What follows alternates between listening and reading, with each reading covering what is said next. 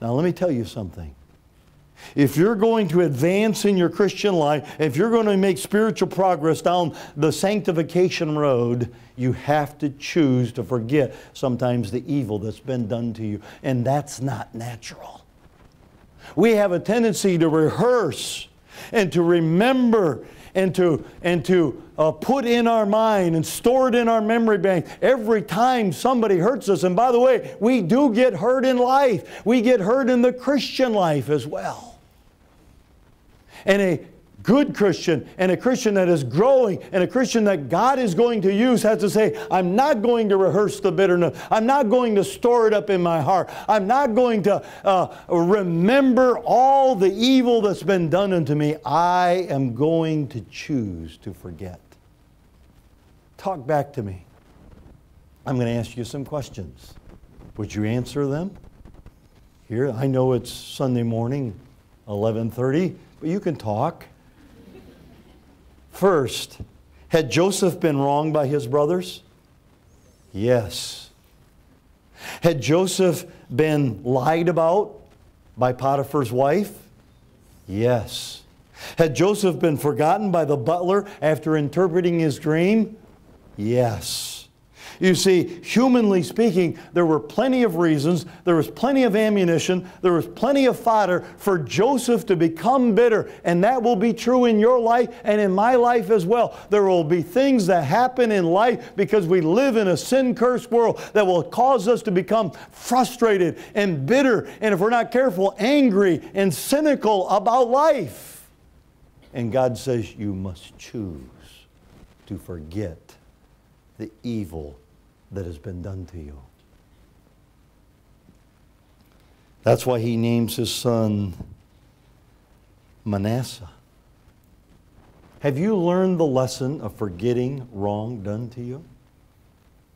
If we've experienced the forgiveness of God, the Bible tells us that we, in Ephesians, in turn forgive others. Is that true of your life? Are you a quick forgiver? Are you a quick forgetter? Or you have a tendency to kind of put it there and then pull it out every once in a while and just remind yourself of the evil that somebody has done to you? I learned the lesson of forgetting and forgiving one time from my own son. I live in Colorado in the USA. Colorado is famous for its skiing. People come from all over the world to ski what's called the Champagne Powder of Colorado's ski slopes. The ski slopes in the middle or the western part of the state, but in the eastern part of the state, it's flat land, farmland. And in the fall, we would often go pheasant hunting, bird hunting, grouse hunting, pheasant hunting, quail hunting.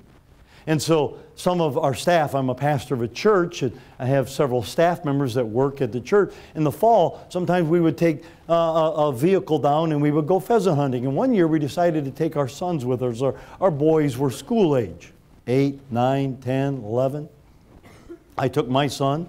Our principal took his boys. Our business manager took his kids. Some other people took their kids. And we were walking. I don't know if you know much about, I don't know if they pheasant hunt in Singapore or not. Probably not, right? Well, if you go pheasant hunting, you walk through the grain fields, the corn fields, the wheat fields, the barley field, and the birds are running on the ground. They don't want to go up in the air because then you'll shoot them. They're stupid, but they're not that stupid, okay? And so they run on the ground, but if you get too close to them, then a covey of birds will fly up, and they'll go all different directions.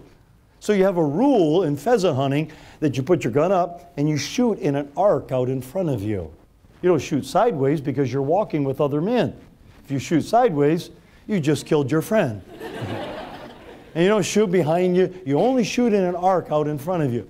So we were walking through the field. And we've been walking 2-3 hours.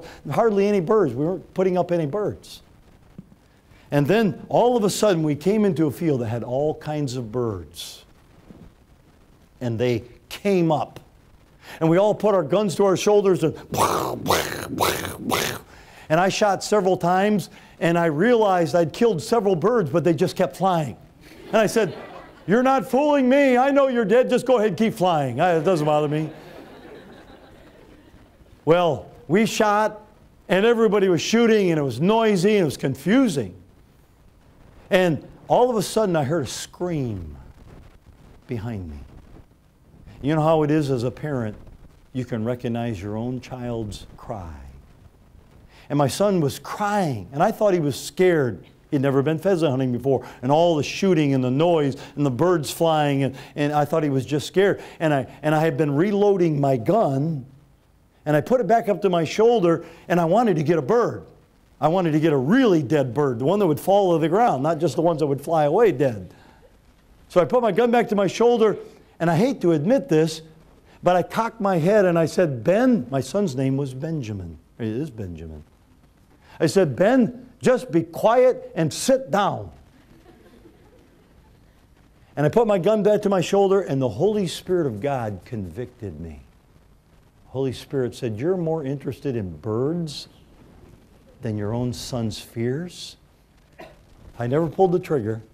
I went running back to my son and said, Ben, you okay? And as soon as I saw him, I knew he wasn't okay because he had been shot by our principal.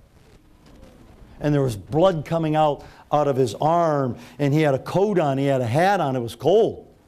And he had gloves on, but the BBs, the lead had gone through his coat and gone through his hat and gone through his pants, and he was bleeding, and I saw it instantly. Blood was coming out of his scalp and running down his face, and one of the BBs hit his temple artery. And every time his little 8-year-old heart would beat, a shot of blood would come out the side of his temple artery and shoot out. And I grabbed him, I threw him down on the ground, and began to press down in all the places where blood was oozing out of his head. I knew that was the most critical area. And he was crying, and I was crying. And he said, oh, Dad, am I going to die? And I didn't know. I knew he was bleeding all over. And he said, oh, Dad, pray. Pray that I won't die. So we prayed, and I said, oh, God, there's been an accident here, and you see it, and you know it. We prayed, and we prayed several times. And of course, as soon as I saw what happened, I shouted to the other men and said, put your guns down. And someone had taken the one vehicle that we had and had driven into town to get some food. So we didn't even have a vehicle. We're out in the middle of nowhere. I said, we need help here. So they piled their guns up, and everybody took off looking for help, except for our principal. The principal, we have a Christian school. And he came over, and he just fell like a wet rag. My son, who was 8 years old, said, Dad, is that Mr. Perdue over there? I said, yes, Ben. He said, he shot me, didn't he? I said, yes, he did. He said, would you tell him to come here? And I'm pressing him down on the ground. I didn't really want to have Mr. Perdue come over there because I was very emotional, very upset. He came, I said, Mr. Perdue, Ben wants to talk to you. Mr. Perdue came over, and Ben looked up at him and he said, Mr. Perdue, I know you shot me by accident. And he said, it's okay. I forgive you. I struggled with that because I didn't want to forgive him. I wanted to shoot him. But my son taught me, as an 8-year-old boy, you don't hang on to hurt. We are quick to forgive.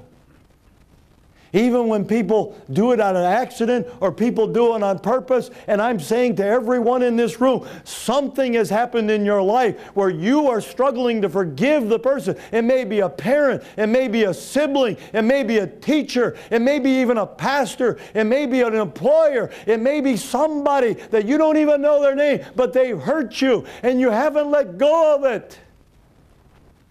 And God can't use you until you're willing to forgive. It is not what you'll remember. It is what you decide to forget, number one.